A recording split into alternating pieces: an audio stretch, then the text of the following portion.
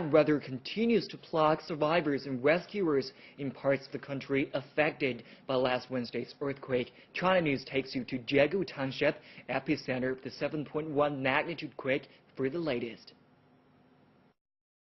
High up in the mountains where oxygen is thin and temperatures still freezing, snow began falling early Thursday.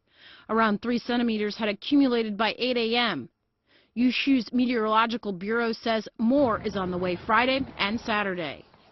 Trying to find shelter from the freezing gales, survivors are taking refuge in thin tents behind the debris of their devastated town. As of now, roads and the airport remain open for the transport of relief materials which are still badly needed. We are making household surveys on property losses and casualties.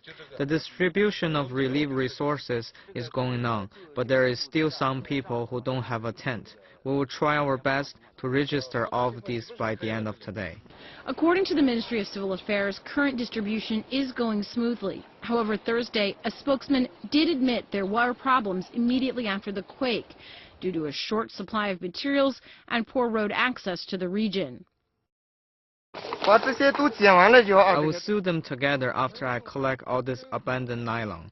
Then our tent will resist rain with this on it. However, it is still cold sleeping in it. Regarding quake donations, China has received nearly $4 million in foreign aid. People from around the country have pledged millions more. Some donations have specific use according to the demand of donators, and rest of them all go to post-quake reconstruction work, including the reconstruction of residential housing and public infrastructures.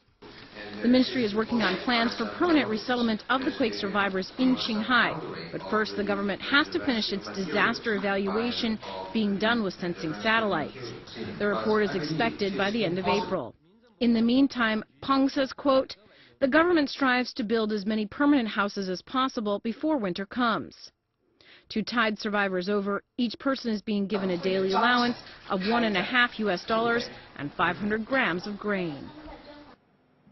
Here's a look at the most up-to-date quake numbers. By Wednesday, rescuers had pulled 1,455 survivors out of collapsed buildings in Qinghai Province. Rescue headquarters says another 84 are still missing. In all, 2,183 bodies have been recovered. Another 12,135 are injured.